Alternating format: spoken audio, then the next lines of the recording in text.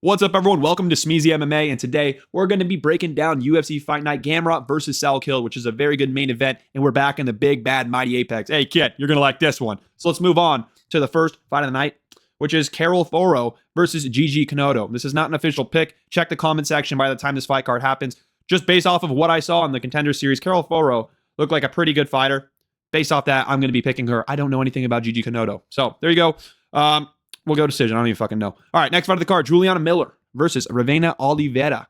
I'm going to be going with Juliana Miller to win this one. Her striking isn't great, but I do think that she can get this one down to the ground.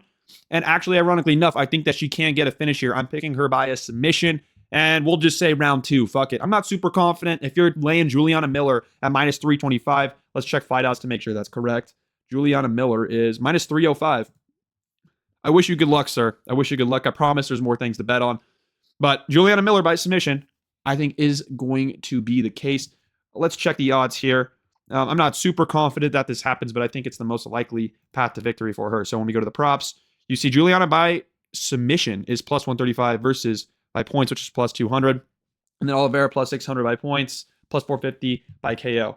She might have the striking advantage, but I think Miller is more well-rounded, can get the takedowns, and I think she finds a submission. And also, she won the Ultimate Fighter. I know it wasn't this crazy season with many great prospects or talent.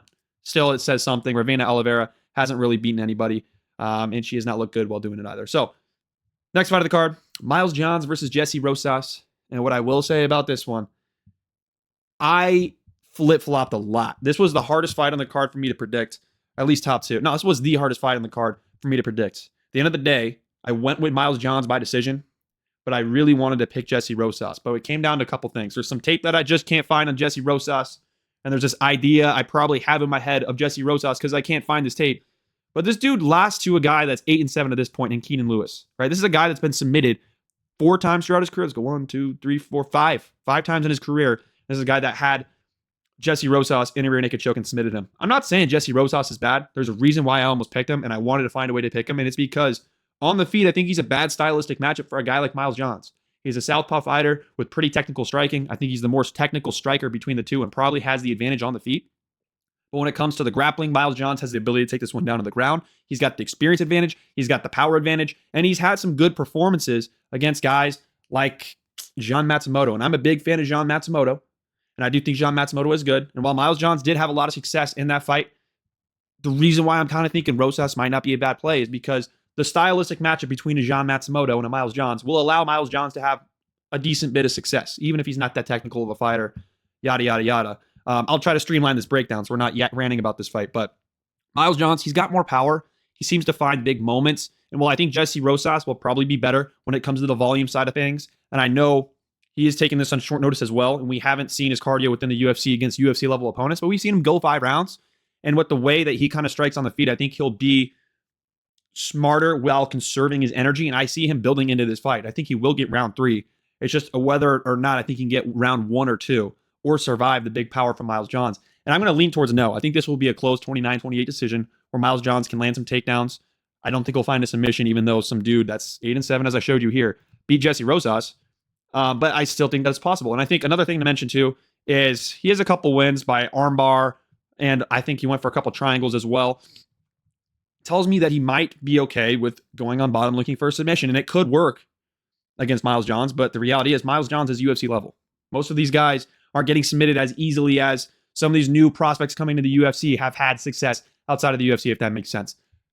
I think Rosas has a good technical striking skill set on the feet. I think he's a better striker than his brother. I think him being a southpaw can take away the low kicks that Miles Johns likes to go to, and just being in an open stance battle, when you're Miles Johns just winging a big fat overhand right, you know, a guy like a Jesse Rosas that showcased some good striking defense might be able to see that. And if he's able to adjust to that, that could just change the whole fight. Now, I'm not gonna play that. Holy fuck, I can't talk. I am not going to bet on that to happen. I think there is a certain thing where I'm seeing Jesse Rosas look quick. I'm liking his striking defense. I'm liking the things that he's doing. But when you're looking at who he's taking on, we're taking on plumbers. We're taking on Costco clerks. We're taking on your local neighbor named John. Jesse Rosas hasn't faced any levels of competition close to Miles Johns, and I'm not the biggest Miles Johns guy. So while I think he might be more technical on the feet, and maybe his submission game's better, maybe it's not. There's not enough tape that I saw in this fight. I can recognize that on the feet, He has a bad stylistic matchup, but there's just not enough tape for me to want to pick him here. And he just has not faced anyone like Miles Johns, who's actually dangerous, who's been through many fights throughout his career. To me, I got to go with Miles Johns by decision. Even though I want to pick Jesse Rosas. I love trying to find my underdog of the week that I'm trying to be sharp on and I watch too much tape on. And Jesse Rosas was that guy. And I rewatched a lot of Miles Johns tape for this. We can recall a lot of that if we really want to, all these moments. But I just can't allow myself to do it. I can't. All right. Miles Johns is the pick. I think he will be explosive. I think he will have his flurries that will get him 1 or 2 rounds. He obviously has the power with him. He's lost to 3 good opponents, even though he looked like absolute dog shit last fight. I do think that he can find takedowns if he needs to. I think he will be able to pressure, where Jesse Rosas is a guy that's used to being able to pressure, and I don't even love the power on the Jesse Rosas side. So while he is young, and the brother of Raul Rosas Jr., I do think that he can get some wins within the UFC. It's just in this exact circumstance, taking this on short notice, even though I think Miles Johns, a guy that has struggled with cardio in the past, is taking this on short notice and probably having a tough weight cut as we speak right now. I'm just not going to rely on Jesse Rosas's striking matchup on the feet to be what dictates this when there's so many factors on the Miles Johns side to like too. So I originally came into this fight thinking I was going to be betting Miles Johns, hammering him. I didn't come to that conclusion here, and I actually flipped to Jesse Rosas at some point, but I came back to reality. So Miles Johns is the pick by decision. Very low confidence, not going to be touching this fight. Kind of just curious to see how this works out. So yeah, there you go. A little bit too in depth on that one. But moving on to the next fight of the card, which is a banger. This is a banger. This could be fight of the night. It really could be. I'm super, super excited for this one. If you don't know who Manuel Souza is, I think the best introduction would be to say this guy has knocked out Mauricio Rufy on the regional scene. Knocked him out very bad. And he got clipped. Mauricio Rufy landed a straight right hand counter perfect on the chin of Manuel Souza. He got dropped and he was back with it instantaneously, dude. This guy's chin recovery is nasty. He is fun to watch. He will wing some big hooks. He's got some beautiful body shots. He's got a pretty solid jab too. And he had a very fun fight with Below Gioki in his UFC debut. And Richie Miranda. Oh man, this guy's a fucking slobber knocker, man. When I tell you about a slobber knocker, Richie Miranda comes to mind, all right? All I'm going to say, this guy trains with Cub Swanson, that whole gym, Larion Douglas, all those guys out there. Good luck to Danny Silva, man. I love Danny Silva, bro. If you guys know who Danny Silva is, beautiful boxer, trains with Cub Swanson. He had some issue with his blood clots, something along those lines, if you're familiar with Chris Bosh, something like that. He's a GoFundMe on Twitter. Look up Danny Silva, GoFundMe. Send a little donut. I'll give him a little 10-piece myself. But back to the fight. Richie Miranda trains with a good camp. He has some solid wrestling, good, well-rounded guy. Let's get an actual photo of him up here for you guys because I can't stand just staring at a blank fucking screen. This is what Richie Miranda looks like, this gentleman right here. He's the LFA champion, and he's an absolute dog. This guy has great cardio. He's been 5 rounds. He's been clipped. He's come back, and he's well-rounded, and he's tricky for a lot of guys. And I see a lot of people picking him, people that I respect within the community, and just because they're picking him doesn't mean I'm going to pick him. I'm picking Manuel Souza, but I can respect the Richie Miranda side. Because if anyone's going to have better cardio on short notice, it's going to be Richie Miranda. Same thing with the full camp. But if anyone's going to struggle with their cardio on short notice, it's going to be Manuel Souza, who's a big guy for the division. This is a guy that's built into fights in the past, right? But at the same time, he has not been in a slobber knocker, sock and bop 'em robot war like a Richie Miranda. Now, there's a reason why I'm picking Manuel Souza. And I'm debating if I'm picking him by KO or decision in my head.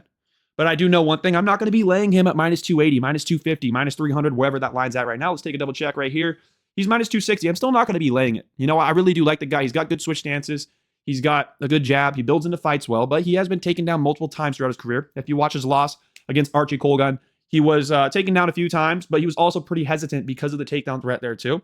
And if you watch his fight on the Contender Series against Christian Perez, who is a good prospect, and I think on the 3rd week of the Contender Series, it might be the 2nd, he'll be returning. So look out for that one. But Christian Perez was beating him for 2 rounds. Landed the takedowns. Had some good takedown entries as well, so credit to him. But got Manuel Souza down. Chained together some submission attempts. Had some good control, did some damage, and then he slowed down because Manuel made him work, made him scramble a little bit, made him fail some takedowns. And then Manuel built into that fight. I want to say the end of round 2. Really had some success. And then in round 3, he put it on him. He put some mustard on him. Ended up finding that KO.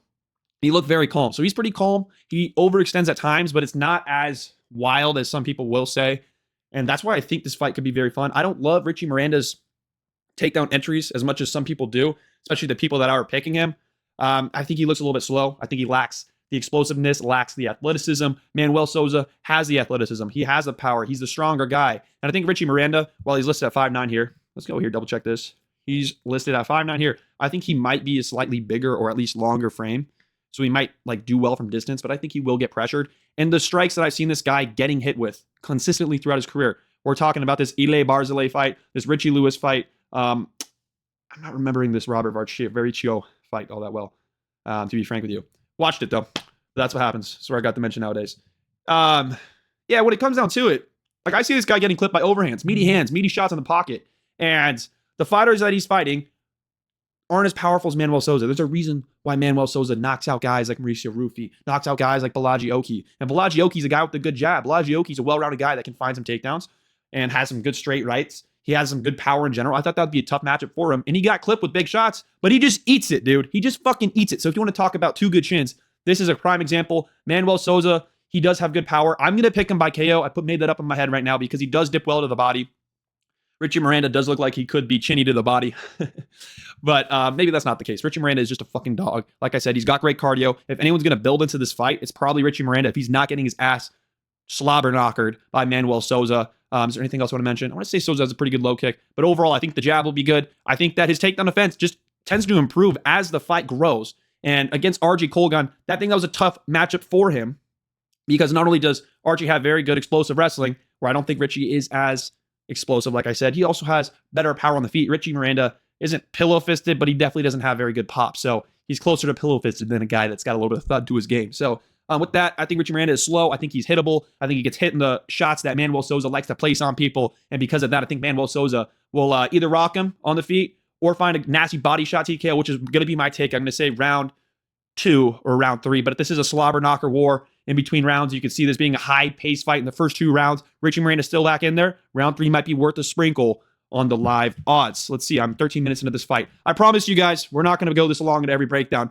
These were just 2 fights back-to-back that I think are definitely worth spewing about. So Miranda, like I said, more well-rounded. If he gets the wrestling going early, this could be a situation where Manuel Souza has to catch up too little, and he does too little too late. He doesn't win this fight with Richie Miranda's ability to survive and just win fights and just be a fucking dog. He can't pull this one off. I think that he will have some fun fights in the UFC in the right matches, right matchmaking, right matchups is what I'm trying to look for there. But I just don't think this will be the matchup for him. Yeah, I mean, we'll see, though. We'll see. Let's move on to the next fight of the card. Luis Sutherland versus Jose Silva. I'm picking Luis Sutherland. You know, this is a heavyweight blob fest, so we're not going to spend too much time on this. But I thought he had some had some impressive performances against Tai Tuivasa. Impressive moments, not performances.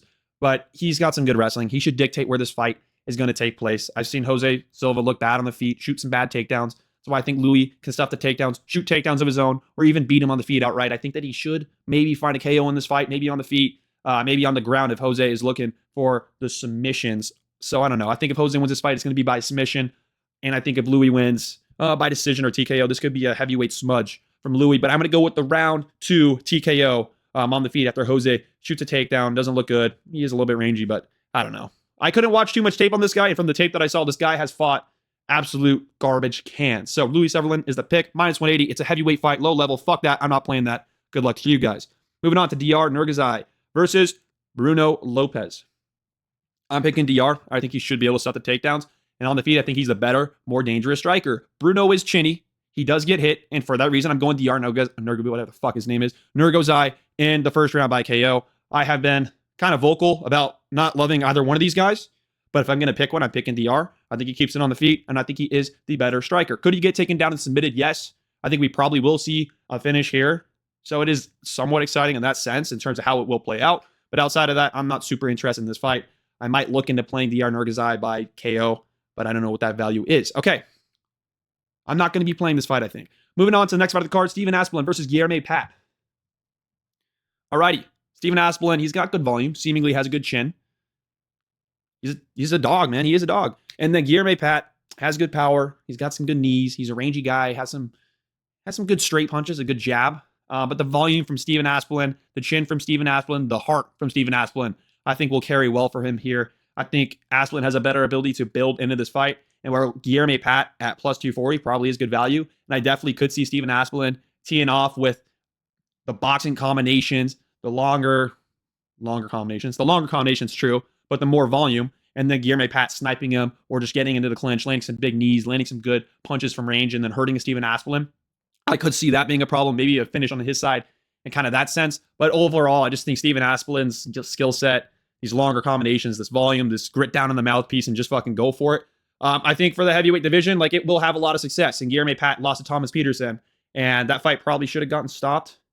Yeah. So I don't know. Thomas Peterson sucks. I understand the heavyweight division sucks, but Steven Aspelin has actually impressed me at moments. So for that reason, I'm picking Steven Aspelin, and I'll pick him by a round 2 KO or 1.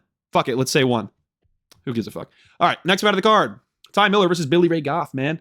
I'm a big Ty Miller fan. I've been praising this guy. I've been saying this guy probably will improve. Let me just double check his age. So I'm not off on that. I want to say it's like pretty young, 26, 27 range. Let's double check this. 26. Dude, he's a young guy. He's got a good jab, man. He's got some good boxing. I love me some Ty Miller. And I've been high on this guy ever since he came into the UFC. And even outside of the UFC, there's a few fights that I've watched. I want to say there's some regional tape where he's got some familiar opponents that you guys might know about. Eric Nolan, that was the fight that I was rewatching. Won that by split decision. And there was another fight I want to say I was watching. Probably not. But anyways, he beat Adam Fugit. Round 1 TKO. This guy's gotten a lot better. Am I going to be picking him by KO? I'm picking him. I just don't know if I'm picking him by KO. Yeah, I'm picking him by KO round 2 just because I want to cheer for a KO. Easily could see a decision. Does he have the most beautiful pop in the world? It's not sniper type of pop, but he can pop. He's accurate. He's pretty precise for the most part, so he can land some clean shots on a guy like Billy Ray Goff. I think the knees will be there as well. He's got a good jab, good distance management. And I've talked only about Ty Miller right now. So let me talk a little bit about Billy Ray Goff. He's decently well-rounded. He can land takedowns. He'll get in your face. He'll throw with power. He'll throw with intention. He can be a tough sort of matchup. He had a crazy fight with Trey Waters, and then Trey Waters is a pretty solid fighter. I know he's not in the UFC anymore, but that's because they weren't booking him with fights, which is kind of stupid. I wanted Trey Waters in the UFC. He's a fun guy to watch. At the very least, he's an entertaining or interesting striker. But anyways, he had a great fight against Trey Waters, fight of the night type of potential against a similar lengthy frame. He had a lot of success there. Didn't end up finishing that fight, but damn near did in moments. If Ty Miller isn't maintaining range very well and he's getting clipped by Billy Goff, this could be a very interesting fight. And I will never doubt Billy Goff because this guy can go through adversity and build into the fights and just fucking beat his opponents in certified hood classics, if that kind of makes sense. He's a dog. He's a dog. He's a dog. I do just think there's so many tools from range for Ty Miller that he'll be putting that jab on him. He'll be threatening that knee. Might look for some uppercuts. He's good with his ranging punches. Well, I said he might not have the most devastating power. He is pretty accurate. He's got decent combinations, and he's got some solid takedown defense, at least at this point in his career. It looks improved from his earlier career on the regional scene. And it just has looked overall good since then. So I believe in Ty Miller. I think he's a good prospect. I like the boxing that he has at his age. 26 years old. I like this. We'll see if a dog that gets up in his face and potentially brings him some adversity could change things. Because he has gotten hit a decent bit, but I still think he's less hittable than a guy like Trey Waters. And I think it seems like he's a good chin from what I know. But yeah, I like Ty Miller. I like his tape. I like his age. I'm a big fan of Billy Goff, and I will never rule him out of a fight at plus 300. I think that's what we're sitting at right now. Plus 310. It's tempting. I'm not going to do it, though. I'm going to go round 2 KO, Ty Miller. Moving on to the next fight of the card, Alexia. Holy fuck, my brain spasmed there. Alexia Tainara versus Amanda Lemos. In this matchup, I'm going with Alexia Tainara. Amanda Lemos, she's a decent bit of a marauder on the feet, man. She's got some good power. Back in the day, people were talking about her like she was going to be at the top of the women's strawweight, top of the women's strawweight division because of the power that she had. She's decently athletic, but the reality is she lacks takedown defense. And while Jillian Robertson beat her and Robertson's fighting for the title, if you go back and rewatch that fight, it's not really the most impressive tape for Jillian Robertson. If anything, I was just more unimpressed by both of them. I think Tainara should be able to find takedowns in at least 2 rounds, probably 3. I think she dominates this one. I think she smudges it, and maybe she finds a submission. But we're going to go with Alexia Tainara.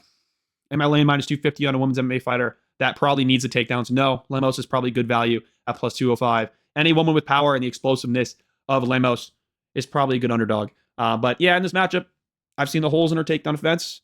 I think Alexia Tainara will find takedowns. She is a big girl. She does seem pretty strong to some degree. So I'm going to trust in that. At minus 250.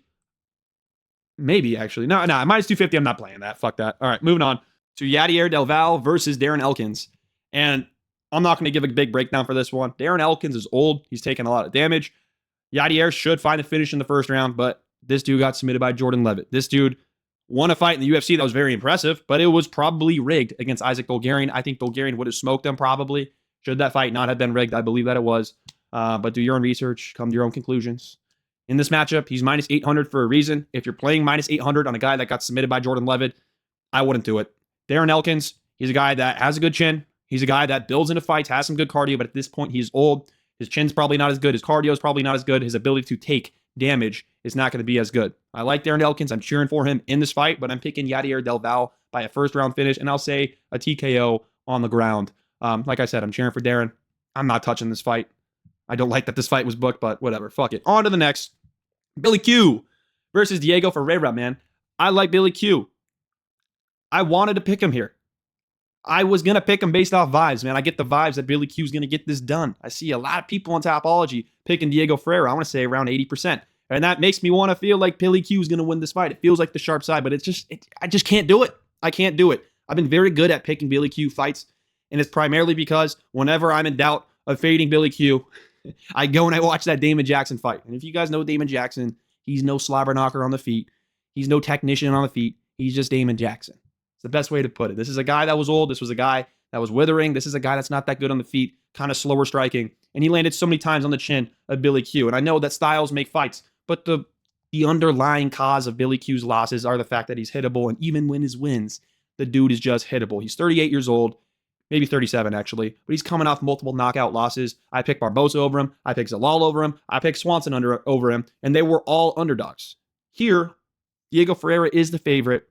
To me, it makes sense. I'm going to pick Ferreira by KO. Could easily see a decision as well where he finds the bigger shots, the bigger moments in 2 of the 3 rounds. And while Billy Q is moving up, and while he could have this revamped style because of the speed advantage, because of the lighter man skill, and that is very possible. I understand that. And I know that Alexander Hernandez moved up and he beat Diego Ferreira, and Billy Q holds a win over Alexander Hernandez. But I'm not going to MMA math my way into a biased pick here. Just ultimately, Billy Q gets hit. He's been hit by slow opponents for the featherweight division. I know Diego Ferreira isn't the quickest guy, but he's fought probably a quicker fighter, a quicker striker, and a more technical striker with more danger and a Michael Johnson than a Billy Q. You know what I mean? And he was down the first round. Second round, Michael Johnson's looking good. And what does he do? He just finds the overhand right. He seems to find moments when he's down in fights. He beats Mateusz Rebecki, which is a very good win. All right, Billy Q likes to land some takedowns. Diego Ferreira has the better jiu-jitsu between the two. And I don't even think that's the main thing that I'm going to argue about the grappling not really working out. Diego Ferreira has a very good ability to scramble. He's hard to hold down. Diego Ferreira, if he wants to fight off his back, he will. I don't think he will want to. I think he can stuff the takedowns. And if he doesn't, he'll be able to scramble, get this back onto the feet. Now, I'm talking like Billy Q is completely washed, as if Diego Ferreira is not 41 years old, because he is, and I don't trust him, and he's coming off a bad knockout loss. But I'm watching Billy Q's media day interviews to try and give me an edge, try and give me a reason to pick Billy Q. And he's saying, man, I'm happy to get a win. We're going to go to war. And I'm thinking, Billy Q, if we're going to war, we're probably getting hit on the chin. And now we're getting hit on the chin by a lightweight who has good power for the lightweight division. Maybe not the greatest power, but definitely an ability to probably knock out Billy Q. So unless the weight cut was what was really draining Billy Q's chin, his ability to take shots, then I just can't trust Diego Ferreira, or I just can't trust his chin to take shots from Diego Ferreira. So I'm going Diego Ferreira. I'm going with the round 2 KO. I like Billy Q. I think he will mix in some takedowns, maybe have some success. But on the feet, this dude just gets clipped. His striking defense never really developed. And while he's fun and while he is likable, I think he'll look good. I think he'll look quick until he gets clipped. I kind of want to cheer for him. But Diego Ferreira's the pick at minus 175. I'm not going to play it. I can recognize that Diego Ferreira, to me, has been underrated throughout his entire career and has lost to respectable lightweights throughout his entire career. And then if you want to argue that Alexander Hernandez is not that good, all right, fair enough. Then you can go the Billy Q side. But I don't know. Maybe Letterman skill works. I just know one thing pretty positively. Billy Q will get clipped. It's whether or not he can take the shots. And while he took shots from Cobb pretty well until he didn't, it's like I do just think Diego Ferreira should be able to hit harder. So Diego's the pick. I don't love it. You shouldn't love it. You shouldn't bet this fight unless you just feel like Billy Q's going to get it done. Maybe it's good value. So, and now let's move on to the main event of the evening between Quillan Salkilld and Mateusz Gamrot. Man, I'm excited for this main event. We got a lot of split takes, people that are very confident on both sides, and that makes me all the more excited in this main event, all the more sweeter. So make sure to like, comment, and subscribe. Comment down below who you think is going to win this fight. If you don't like my breakdown, call me stupid in the comments down below. I'd love it. So let's get into the breakdown. Quillan Salkilld, long-rangey guy, good power. He's a good grappler. He's got a good kicking game. Has been clipped a couple times on the feet, but has powerful hands. Mateusz Gamrot is a guy with good pace, good wrestling, good chain wrestling. Not the greatest control. He's got some quick hands, but nothing too dangerous, all right? Very interesting main event. I think that we will see some grappling. And if not, it's because Quillen smokes Mateusz Gamrot early. And if you're picking the Quillen Salkilld side, it's because Mateusz Gamrot has struggled with guys like Jalen Turner, guys like Dan Hooker, who have had a very similar frame to a guy like Quillen Salkilld. And both those guys gave Mateusz Gamrot a very tough test on the feet. And Quillen Salkilld has a much better grappling base than those two guys. All right? So he definitely could smoke Mateusz Gamrot. He definitely could finish Mateusz Gamrot. He's got good power, looks like a great prospect, very well-rounded, a great kicking game, a better kicking game than those two guys that I've mentioned, and potentially the best kicking game that Mateusz Gamrot has faced from what is coming off the top of my head right now. Now, if you're picking the Mateusz Gamrot side, you're probably seeing some of the holes in the grappling from Quillen Salkilld. You're probably seeing the fact that Quillen seems to be more comfortable in getting his grappling going than his striking. And you're probably seeing the fact that Quillen Salkild's hands maybe aren't the cleanest, the crispest. His striking is kind of set up a lot by his kicks. And you see Mateusz Gamrot mitigate the kicking game from Arman Tsarukyan decently well in terms of Arman threw a few kicks, I want to say in the first 2 rounds. That's when I was watching, kind of counting just to see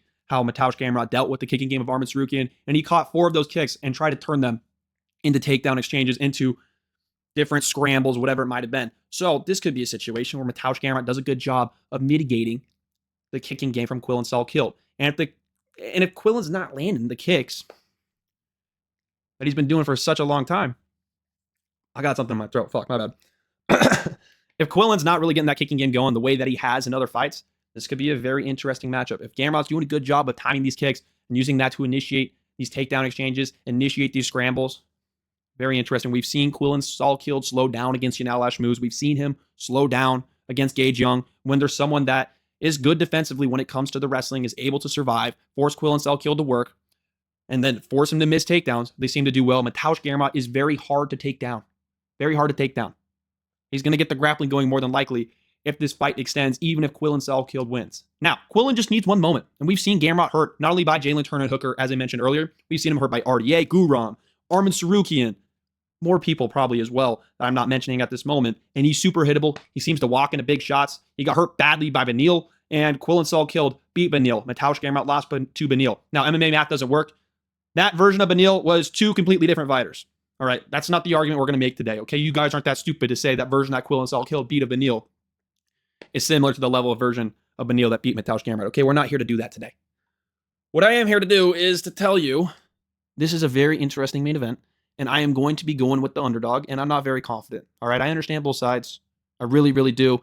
I almost picked both sides at a moment. I went into this fight week thinking I would pick Gamrot. I flipped to Salkilld for a brief moment, and then I rewatched him tape, and I'm back on the Gamrot side. Gamrot can go switch stance.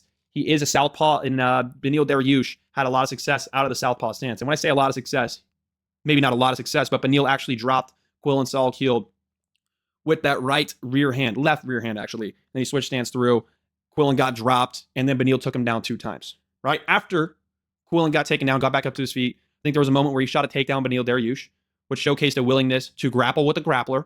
All right, and then when he was in the clinch with Beneil Dariush, when in my opinion he should have been urgently trying to separate, get back out at range, and keep this fight on the feet so he didn't lose the round, he was just kind of stuck in the clinch. Beneil kept it there. Beneil was threatening the takedown, and Quillen wasn't being urgent, was staying in the clinch for a little bit too long, and that's worrisome to me when it comes to picking or betting on him, okay? I understand the Quillen hype. He's a fun dude. He's easy to get behind. But not only are there holes in his offensive grappling when I see him getting controlled by Beneil Dariush, and yes, he goes out, and yes, he KOs him, and it feels like every time he separates from a grappling exchange like that exchange against Beneil that I just described where he ended up finding the finish, like the moment where Jamie Malarkey finally separated with him and then he started finding some big shots on the feet, and he definitely will go and he will push for the finish because he's not stupid. He is a gritty man at times, and he can take a good shot, right? He is tough. I'm not calling Quillen Salkilld a bitch. I just have worries about his cardio. And I think even if he does hurt Mateusz Gamrot, Mateusz is very underratedly tough. He's been able to take shots from very powerful guys, get hurt very clearly badly, and then dog his way through the bad moments, either losing a decision, winning a decision, whatever it might be, but he's been very good about surviving. And in my opinion, with how this fight probably starts out early, as long as Mateusz Gamrot is surviving, he should be able to win this fight because Salkilld slowed down in the 2 fights that had a lot of grappling throughout his career, his UFC career this far, against Gage Young, against Yanal Ashmouz. So there was something else I wanted to mention. I felt like I was honing around to a certain point. But it's kind of just that Quillen Salkilld has been taken down a couple times, once by Jamie Malarkey. Against Yanal Ashmouz, there was a couple of moments during the scramble where Yanal Ashmouz seemed to have the better upper hand or just provide some tough moments. And Mateusz Gamrot is just 5 times the scrambler, if not more, 10 times, 15 times the scrambler of Ian Alash moves. He's one of the best scramblers in the division. He's got crazy cardio. He will be the guy that has no problem holding Quillen Salkilld up against the cage. And although his ability to control fighters while on top isn't that great, he had a pretty good outing last fight against Esteban Ribovic with control on top. Ended up finding the submission in round 2 in a very, very dominant performance. So that's something to mention. Recent form, Mateusz Gamrot looked very good. He timed the kicks of Esteban Ribovic very well and found a takedown in round 1. And like I said, in the Arman Tsarukyan fight, he did pretty well with the kicking game. Now, he got clipped by a few body kicks for sure as well. So Quillen probably won't be a complete negative when it comes to his kicking game, but I do think that a couple of his kicks will get caught, and that will lead to Mateusz Gamrot either finding takedowns, initiating scrambling exchanges, or just getting into the clinch. And I'm not sure Quillen Salkilld has showcased a willingness to be urgent and get back up out to the feet. That makes me confident in picking him in this fight. So, yeah, I think he's a better striker. I think he's more powerful. I think he's rangier. I think he's a tough matchup on the feet for Gamrot. But this is the first time we're going to see Quillen Salkilld really dealing with a takedown threat throughout his career, I guess, outside of Beneil Dariush. And even then, Beneil Dariush ended up dropping him. Had probably too much success in that fight. And I picked Quillen Salkilld in that fight, but I also did say Beneil Dariush could be a tough matchup if he's getting the takedowns going, because I know that Beneil can take him down, and Quillen will engage in the grappling a little bit too much.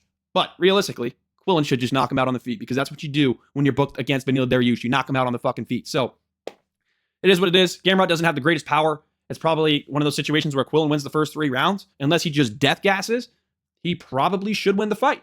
But I just think with how this is going to take place, what the amount of scramblers is going to be, with Quillen Salkilld stuffing and trying to defend so many takedowns, Mateusz just relentlessly pressuring, trying to get the grappling going, he's going to slow down, as we have seen a couple times throughout his career. And he will slow down. And I think there is a world where Mateusz Gamrot does find a finish. I'm going to pick him by round 4 submission just because I think he's going to push a crazy, crazy pace.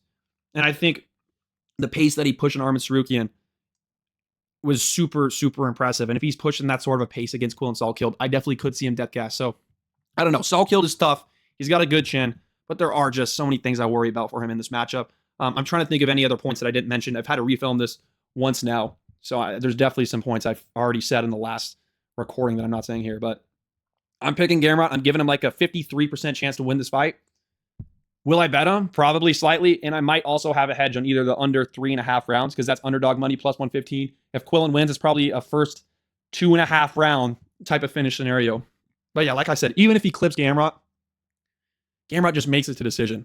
And when you're making it to decision, it shows that you're tough. But now we're in a 5-round fight where Quillen could hurt Gamrot, go for the finish, slow down, right? Trying to push for the finish a little bit too hard. It might not work out in his favor. So while he is tough, while he is dangerous, I think the kicking game could get a little bit mitigated from the side of Mateusz Gamrot if Mateusz Gamrot is preparing for it the right way. I like Mateusz Gamrot's camp. Not that I don't like Quillen's.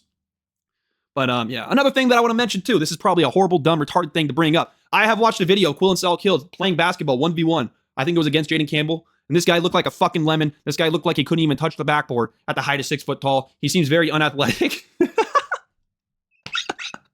Oh, so fuck him. We're not picking him. But that shouldn't really matter because, I mean, in the cage, he looks pretty athletic. He's got good kicking game. And the next thing I do want to mention is even when he is having success offensively with his grappling, he makes mistakes. When he was on the back of Gage Young, going for a submission, for the rear naked choke, he falls off the top. And everyone's saying, oh, Mateusz Gamrot got taken down by Oliveira and submitted. It's fucking Charles Oliveira. Oliveira has some of the most underrated wrestling in the UFC. That's why I picked him against Max Holloway. And getting submitted by Charles Oliveira is not, the craziest thing ever. This is also in the Apex. I can't believe I didn't bring that up. Okay, now I'm flow stating, man. We're back in it. It took me shitting on Quillen Salkilld's athletic ability to play basketball to get back in the flow state. But it's in the Apex. Mateusz Gamrot has done very well in the Apex. The Apex, being a smaller octagon, massively favors the grappler. Quillen Salkilld being a rangier guy with the kicking game versus Mateusz Gamrot, who's been pretty good at catching kicks, turning that into grappling exchanges, versus Quillen, who I do worry about just keeping this at range, which I've said probably 10 fucking times now. So I'll stop.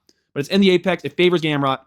The cardio favors Gamrot. He will build us in this fight. And even if he does get clipped, when he's gotten clipped, he has some of the best chin recovery in the UFC and a very underrated ability to dog it out. And if the fight extends with how Gamrot fights, unless Quillen is just controlling this fight, which I just don't see it happening, I think Gamrot will have moments that forces a good pace.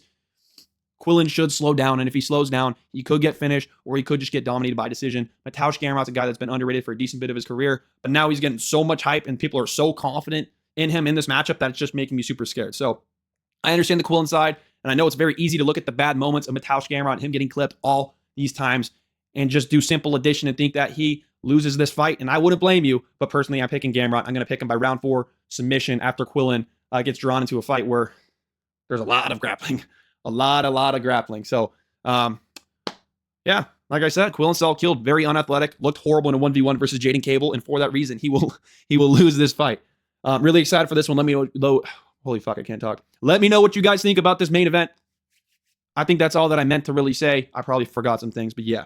All right, thank you guys so much for watching. Make sure to follow me on Smeezy MMA on Twitter, where I will be posting my full betting card.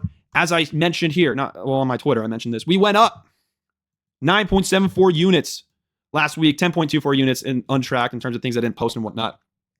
But we fucking cooked. We've done great. We've done beautiful.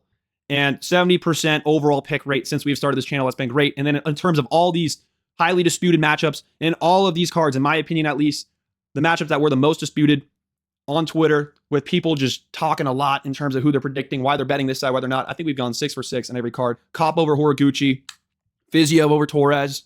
In this fight, I thought Bobby Green over McKinney was a 1. McMillan over Montez.